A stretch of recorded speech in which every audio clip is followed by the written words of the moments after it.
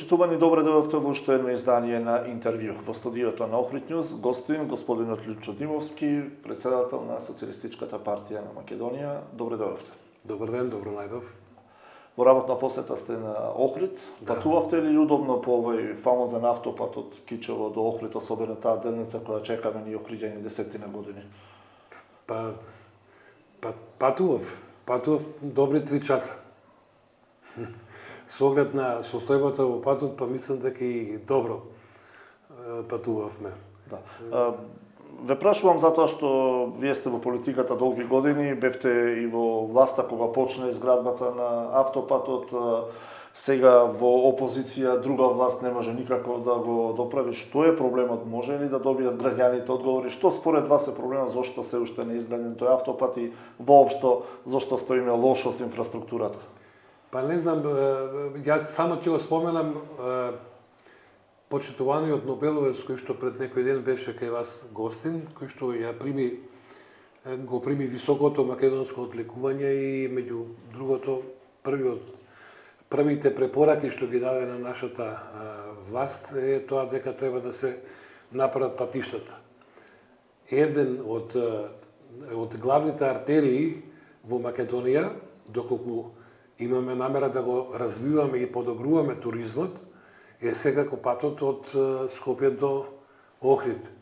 Многу ми е жал што веќе 5-6 година нема никакви приближувања околу некаква си изгледна реализација на патниот правец од Кичево кон Охрид.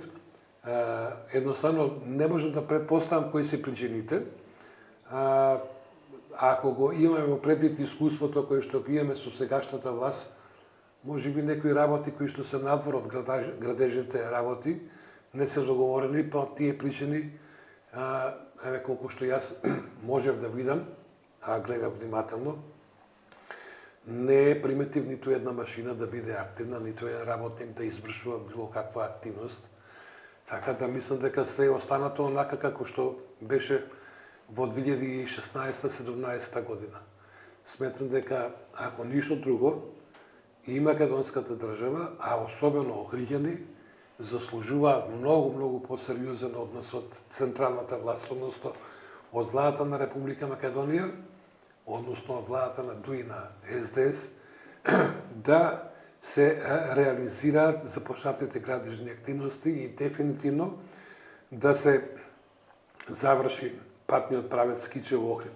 Меѓутоа, мислам дека ќе дојде многу друго време, кога некоја друга влада ќе се позанимава со тие активности и сум убеден дека токму таа влада за најкраток можен временски период ќе го изреализира сето тоа кое што веќе 6-та година е оставено на страна. Свесни сте дека граѓаните се уморни од чекање, од ветувања. На вратите сме на ЕУ 30 години. Чекавме пред тоа за НАТО, имавме проблем 10-11 години поради добро познати причини. Чекаме на автопатиста, чекаме на инфраструктура. А во меѓувреме, многу од луѓето во Македонија, особено младите, не чекаат, се повеќе напуштаат земјата. Чувствувате ли дека се наоѓаме во едно време кој исклучително значење може да го определи правецот во кој ќе оди оваа држава? Дали ќе прогресира или ќе оди назад, како што се случува сега? Па, како што кажавте вие, Македонија е всушност една голема чекална.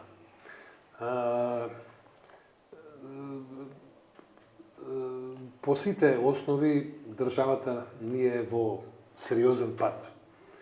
Дали од економски аспект, дали од национален аспект, во делот на сите оние атрибути на нацијата и на државата кои што низ разните преговори ги изгубивме. Реално, ние сме далеко од започнување на преговори за некакво зачленување полноправно во Европската Унија, а не пак да ги уживаме придобивките од самото зачленување. Сметам дека со сегашната политичка констелација во државата такво нешто е невозможно, туку е потребно една нова сила, една нова политичка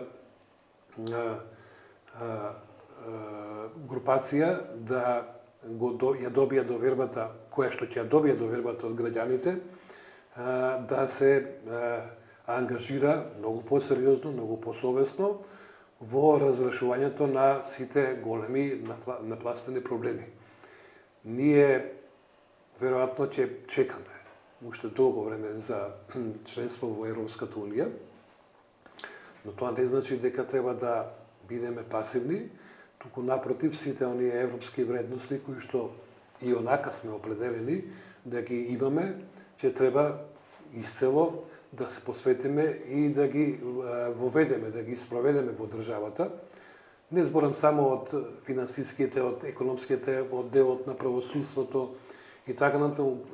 Зборувам и мислам и на моралните промени кои што треба да се почувствуваат во државата, заради тоа што дефинитивно ние ќе треба да престанеме со дефетизмот, со апатијата која што ја го има зафатено народот и со една малку по-изразена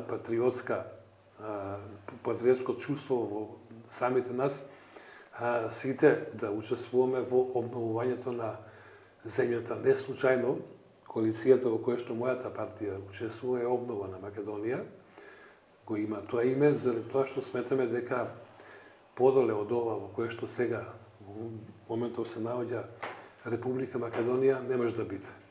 И дека нам по сите основи ни е потребна една сериозна обнова. Меѓу другото, обновата е и во делот на реализацијата на тоа што треба да се одработи. Тоа е владата и со устав како што е задолжена да обезбеди услови за благосостојба на граѓаните. И јас во оваа ситуација не можам да заклучам дека охријани се чувствуваат задоволни од работењето на владата, доколку се има во предвид состојбата во која што се наоѓа патот. Се наоѓаме во една политичка состојба во која слушаме секојдневно политички препукувања помеѓу централната и локалната власт, односно помеѓу власта и опозицијата. Од централната власт дека локалната власт, во која мнозинство се градоначалници на коалицијата во која се наоѓате и вие и вашата партија, не си ја врши својата работа, односно луѓето на работат, ништо нема резултати. Од друга страна, локалните власти отворено зборуваат дека се оставени на цедилу, ја нема никаде поддршката која им следува од централната власт.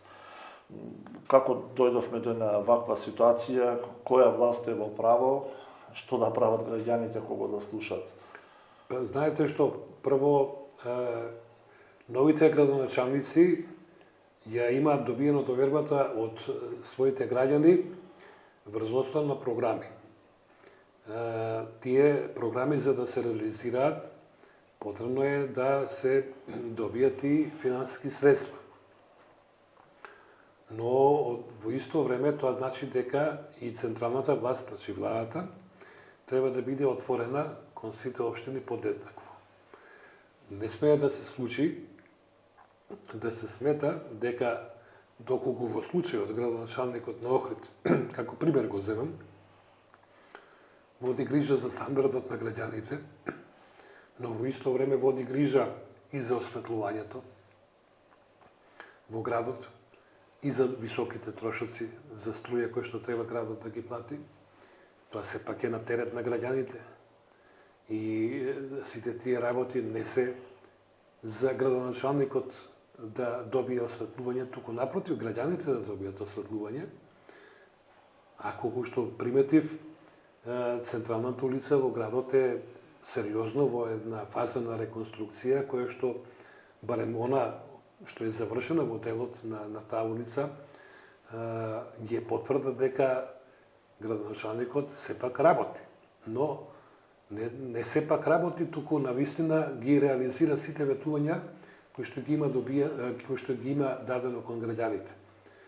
Но истовремено во право сте, отсуствува поддршката од централната власт. Отсуствува преку постојаните сопки кои што се ставаат на градоначалниците кои што не се од владеачката опција, околу обезбедување на документацијата, околу необезбедување на финансиските средства кои што се потребни, околу неодобрувањето на документи од страна, конкретно ќе зборам на Министерството за администрација, затоа што сите систематизации кои што се потребни во јавните предпријатија и во општината потребно е да бидат поминати преку централната власт во случајов на тоа или многу се чека или воопшто не се добиваат тие документи. А особено, пак ќе ја потенцираме, главниот проблем во делот на финансиската поддршка која што треба да се даде кон општините со кои што раководат градоначалници, ќе повторам, кои што ја добиле довербата од своите граѓани, а кои што не припаѓаат на владеачката во моментов коалиција.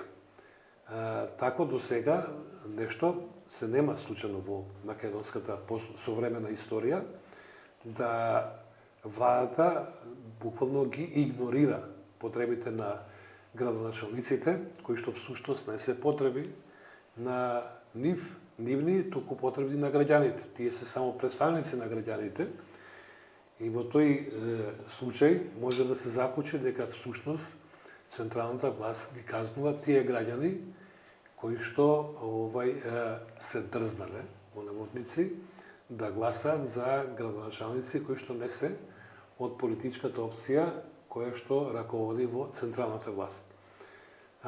Но демократизацијата на државата е неминовна. До неја ќе дојде. Дали некој сака тоа да го разбере или не сака, тоа самото по себе ќе дојде. И сметам дека во многу скоро време сите овие нелогични работи ќе бидат исклучени и дека со нова влада истинно ќе се покаже како треба да функционира прво самата влада, а второ каква е таа поддршка која што владата ќе даде на општините. Конкретно сега зборам за Охрид. Охрид е вториот град во Македонија по својата важност, а од историски аспект веројатно најважниот град со сето културно и духовно наследство кој што го има градот, најважниот град во Македонија, и тој максимално и градот и граѓаните, односно охриѓани, заслужуваат максимално внимание, грижа и поддршка од страна на владата која што за жал сега го нема. Вие велите некоја друга влада ќе ги промени работите, како да тоа ќе се случи утре, а од друга страна актуелната власт вели нема избори, 2024 редовни. Па гледате во каква ситуација сме. Вчера бензините поскапеа за неверојатни 10 денари. Литар бензин е 106 денари.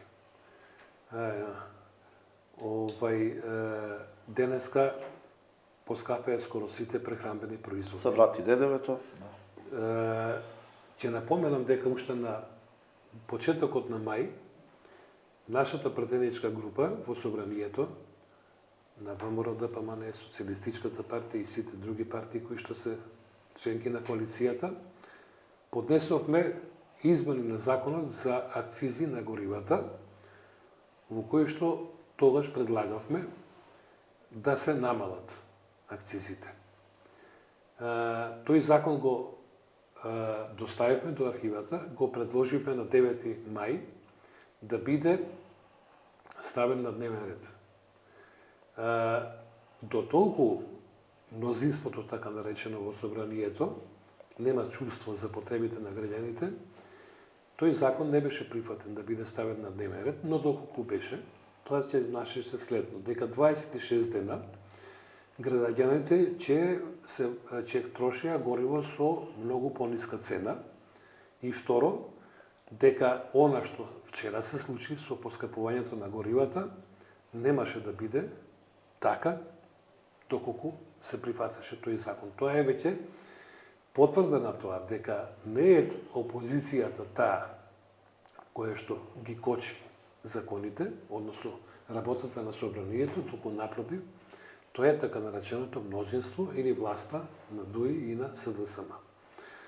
Ние правиме активна блокада во собранието, но се трудиме и настојуваме по секоја цена оние закони кои што се во интерес на сите граѓани во Република Македонија и кои што се во интерес на македонската држава, по секоја цена да бидат и усвоени. Како потврда на сето тоа, ќе го споменам вчерашното усвојување на законот за земјоделство и рурален развој, кога што на наша иницијатива и на наше барање, тој беше ставен после поминувањето на матичната комисија за земјоделство на првата седница пленарна. Но наместо да се случи тоа, ние